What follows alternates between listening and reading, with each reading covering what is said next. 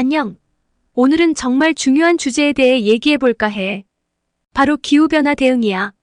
이제는 다들 한 번쯤 들어봤을 법한 주제지. 하지만 그만큼 더 알아두고 실천해야 하는 내용이기도 해. 기후변화가 왜 일어나고 있는지, 우리한테 어떤 영향을 미치는지, 그리고 우리가 실천할 수 있는 구체적인 방법들까지 끝까지 봐줘야 알차게 알아갈 수 있으니까 영상 끝까지 봐주고 구독과 좋아요도 눌러줘. 시작할게. 일단 기후변화가 뭐냐면 지구의 평균 기온이 올라가고 기후 패턴이 완전히 달라지는 걸 말해. 이런 변화의 주된 이유는 인간이 배출하는 온실가스 때문이야. 예를 들어 이산화탄소 같은 온실가스가 대기 중에 쌓이면서 지구가 계속 뜨거워지고 있어. 주범은 주로 화석연료 사용, 즉 우리가 자동차를 타고 공장을 돌리고 나무를 베는 것들이지. 근데 최근 몇 년 사이에 날씨가 완전 이상하지 않았어? 폭염, 홍수, 가뭄 같은 것들이 점점 더 자주 일어나고 있잖아. 이런 것들이 전부 기후변화의 영향이야. 그래서 우리는 이 문제를 진짜 심각하게 받아들이고 어떻게 대응할지 생각해봐야 해. 기후변화가 우리한테 미치는 영향을 좀 더 구체적으로 알아보자면 극한 기후현상이 점점 많아지고 있다는 게 가장 크지. 예를 들어 폭염 때문에 여름에 너무 더워서 에어컨 없으면 살 수가 없잖아. 근데 이게 끝이 아니야. 가뭄이 생기면 농작물이 제대로 자라지 않아서 식량 부족 문제가 생길 수도 있고, 홍수가 나면 사람들이 사는 집이나 마을이 통째로 떠내려갈 수도 있어. 또 하나 중요한 게 경제적 손실이야. 자연재해가 자주 일어나면 그만큼 돈도 엄청 많이 들어. 예를 들어 2023년에 캘리포니아에서 일어난 산불로 수십억 달러의 피해가 발생했어. 이런 경제적인 손해는 결국 우리 삶에 큰 영향을 미치게 돼. 기후변화는 단순히 날씨가 이상해지는 것 이상의 문제라는 거, 이제 확실히 알겠지? 그럼 이제 진짜 중요한 질문. 기후변화에 어떻게 대응해야 할까? 국제적인 노력도 물론 필요해. 가장 유명한 협약이 파리협정이야. 여기서 전 세계 국가들이 모여서 지구 온도를 산업화 이전 대비 2도 이하로 억제하자고 약속했어. 각 나라들이 온실가스 배출을 줄이겠다고 자발적으로 계획을 세워서 진행 중이야. 근데 이건 정부나 큰 기업들만의 문제가 아니야. 우리도 일상에서 작은 변화를 시작할 수 있어. 예를 들어 에너지 절약을 실천하는 거지. 전등을 LED로 바꾸고 가전제품 사용 줄이고 대중교통 타고 다니는 것만으로도 기여할 수 있어. 또 플라스틱 사용 줄이기도 중요한 실천이야. 이렇게 우리 일상에서 실천할 수 있는 것들이 많으니 하나씩 시도해보는 게 중요해.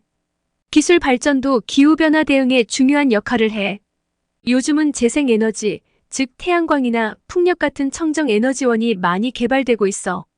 예를 들어 태양광 패널을 설치해서 전기를 만들어내는 건 이미 많은 곳에서 하고 있지. 풍력 발전도 마찬가지고 심지어 수소에너지 같은 새로운 에너지원도 점점 더 주목받고 있어.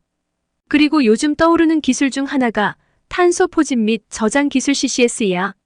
이건 공장에서 나오는 이산화탄소를 그냥 내버려 두지 않고 대기로 나가기 전에 잡아서 땅 속에 저장하는 기술이야. 이게 상용화되면 대기 중 온실가스를 줄이는데 큰 도움이 될 거야. 이렇게 기술이 발전하면 기후변화를 늦출 수 있는 기회가 점점 더 많아지겠지. 그럼에도 불구하고 기후변화는 이미 진행 중이기 때문에 우리도 여기에 맞춰 적응해야 해. 적응이라는 건 지금 일어나고 있는 기후변화에 맞춰 우리가 어떻게 살아남을지 방법을 찾는 거야.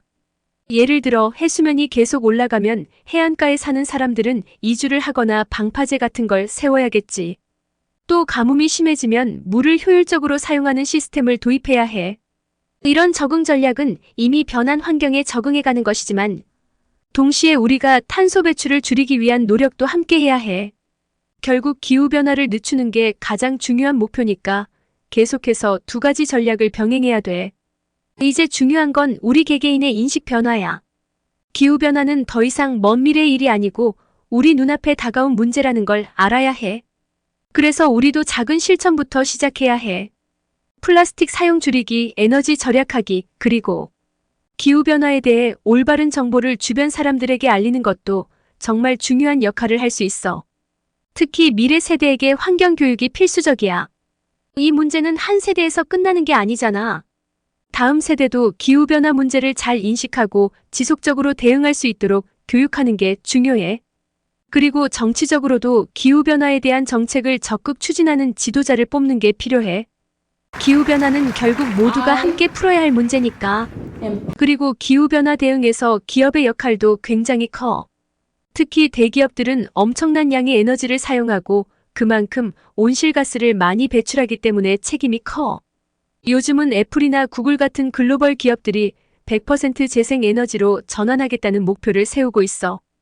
또한 ESG 경영을 도입해서 환경, 사회 지배구조를 고려한 지속 가능한 경영을 실천하고 있지. 이런 흐름은 결국 중소기업이나 스타트업에도 기회가 될 수 있어. 친환경 기술을 개발하거나 재생에너지 관련 비즈니스 모델을 만들어내는 건 앞으로 더 커질 시장이니까. 기업들이 이런 흐름에 잘 따라가면 기후변화 대응에서 큰 변화를 만들어낼 수 있을 거야. 오늘 기후변화 대응에 대해서 알아봤는데 이제 기후변화가 얼마나 심각한 문제인지, 그리고 우리가 어떻게 대응할 수 있는지 감이 좀 오지. 결국 기후변화는 우리 모두가 함께 해결해야 하는 문제야. 작은 실천이 모이면 큰 변화를 만들 수 있거든. 에너지를 절약하고 플라스틱 사용을 줄이고, 더 나아가 기후변화에 대해 관심을 가지는 것만으로도 충분히 의미가 있어. 그러니까 지금 바로 시작해보자. 지구를 위한 작은 변화가 미래에는 엄청난 변화를 만들어낼 수 있어. 끝까지 봐줘서 고마워. 더 유익한 정보를 원하면 구독과 좋아요 잊지 말고 눌러줘.